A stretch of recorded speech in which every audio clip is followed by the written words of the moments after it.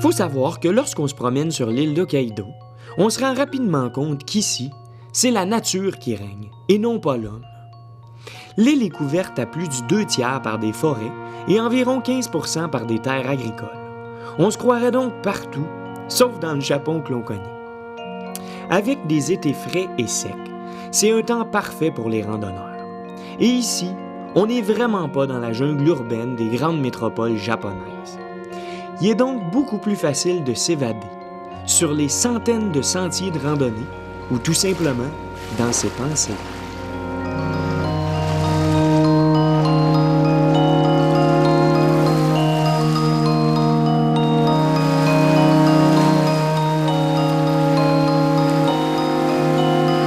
Hey!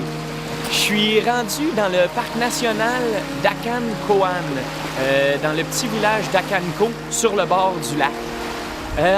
J'ai pas vraiment trop compris c'est quoi l'attrait ici, là. C'est un genre d'algue qui, après 100, 150, 200 ans, se ramasse en petites boules de 15 à 20 cm.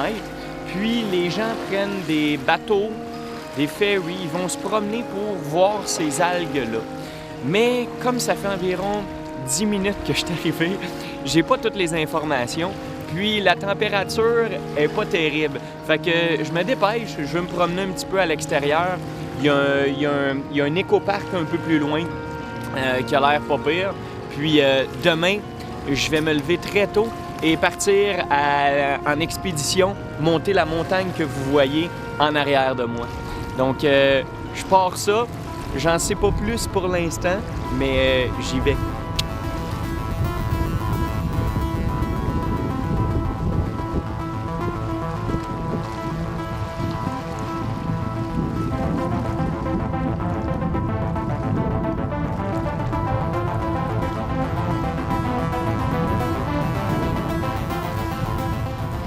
Créé par l'activité volcanique il y a quelques 6000 ans, le lac Akanko est en effet reconnu pour le marino, un type d'algue très rare qui grossit en gardant une forme sphérique, pouvant atteindre entre 2 et 15 cm. Wow!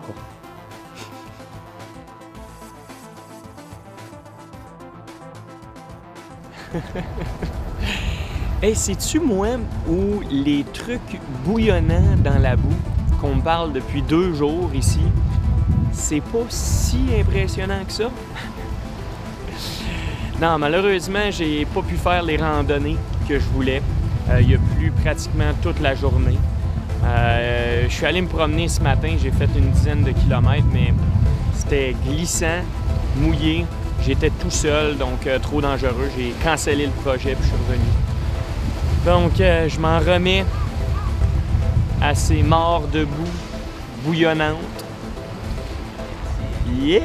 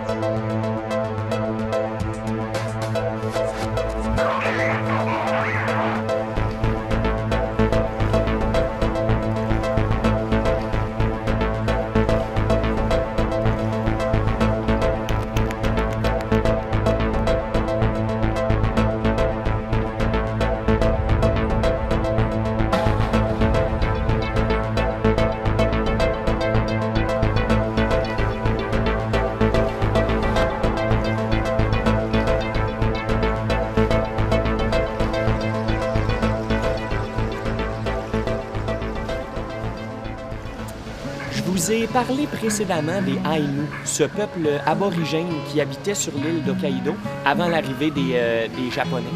Et aujourd'hui, à Akanko, en fait, c'était un centre culturel important pour les Ainu. Donc, derrière moi, c'est un genre de village artificiel Ainu. Je dis artificiel parce que c'est un peu uniquement pour les touristes. On peut trouver l'artisanat Ainu. Ils nous montrent les danses, la musique, les coutumes. Donc, c'est assez intéressant. Je vous dirais que pour nous, les Nord-Américains, l'histoire des Aïnous est assez facile à comprendre. C'est sensiblement la même chose que ce qui est arrivé avec les Indiens d'Amérique. Donc, les Japonais ont colonisé l'île, ils ont assimilé les Aïnous, puis ils ont perdu beaucoup de leur culture, leurs coutumes, la langue aussi, puis ils ont souffert beaucoup de discrimination.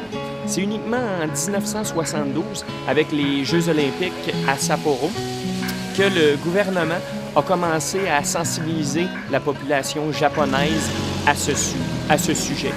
Donc aujourd'hui, c'est un petit peu mieux, mais encore, les Aïnous ont certaines revendications. Et c'est pas mal ça. Donc je vais aller me promener, je vais aller voir un petit peu plus l'artisanat.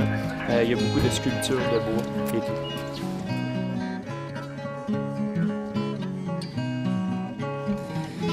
C'est vraiment n'importe quoi. Il y a environ 15 à 20 boutiques touristiques d'ouvertes et il n'y a pas un chat dans les rues. Il n'y a personne. Il y a juste moi. Fait que tout le monde me parle. Ils parlent pas anglais. Fait que on a des bonnes conversations, c'est cool. Mais c'est très spécial. Je vous le dis, c'est spécial. Je pense que j'ai trouvé le slogan pour l'endroit ici. Au lieu d'être une île, une ville, ça serait un village, pas d'achalandage. Je trouve ça pas pire.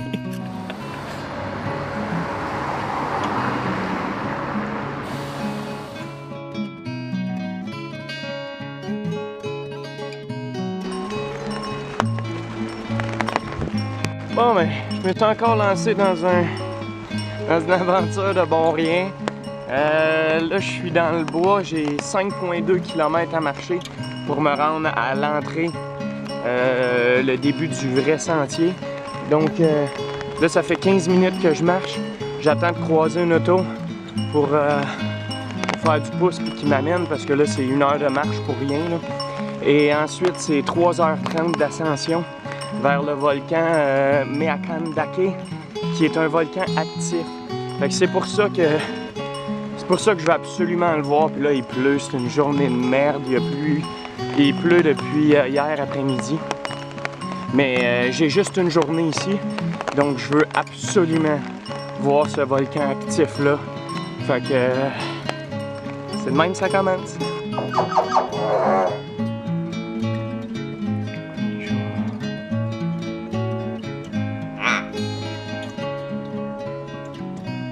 Avocat.